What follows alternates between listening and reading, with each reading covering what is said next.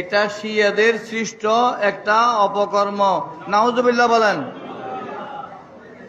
যারা বিভিন্ন তরিকতের নাম দিয়ে বিভিন্ন দরবারের অঙ্গন থেকে ঈদে গদির রেখম পালন করছে, তারা নিঃসন্দেহে বাতিল, ঠিক কিনা?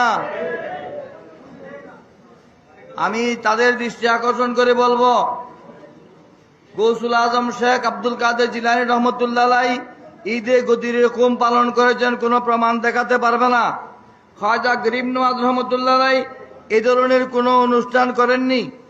এই থেকে সর্বশেষ যদি আসি, গৌসুল আজম মাইজভান্ডারী তার খলিফাগণ কারো থেকে ঈদে গদির রেখম করার কোনো প্রমাণ নেই, কেউ দেখাতে পারবে না।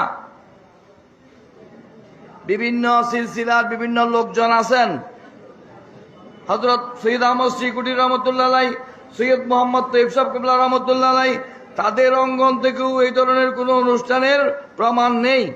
হালিশহর দরবার শরীফ যদি দেখেন, সেখান থেকে হাফেজ সৈয়দ মনিরুদ্দিন রহমতুল্লাহ আলাইহি, তার যোগ্য উত্তরসূরি কাজী সিরাজুল মুস্তাফা রহমতুল্লাহ আলাইহি, তাদের অঙ্গন থেকেও ঈদে গদির রেখম পালন করার কোনো প্রমাণ নেই।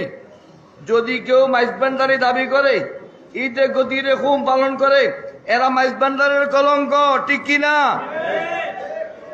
আমি মাইজভান্ডার দরবার শরীফের আওলাদদের, খলিফাগণের দরবারদের দৃষ্টি আকর্ষণ করব, আপনারা তাদেরকে চিহ্নিত করুন, যেন আমাদেরকে সুন্নি অঙ্গনের লোকেরা এবং বাতিলেরা শিয়া বলে অপবাদ দিতে না পারে।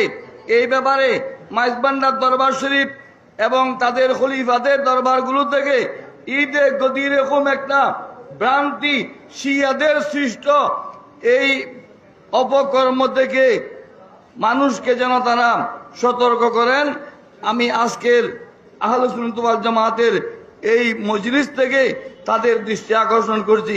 আপনারা একমত আছেন?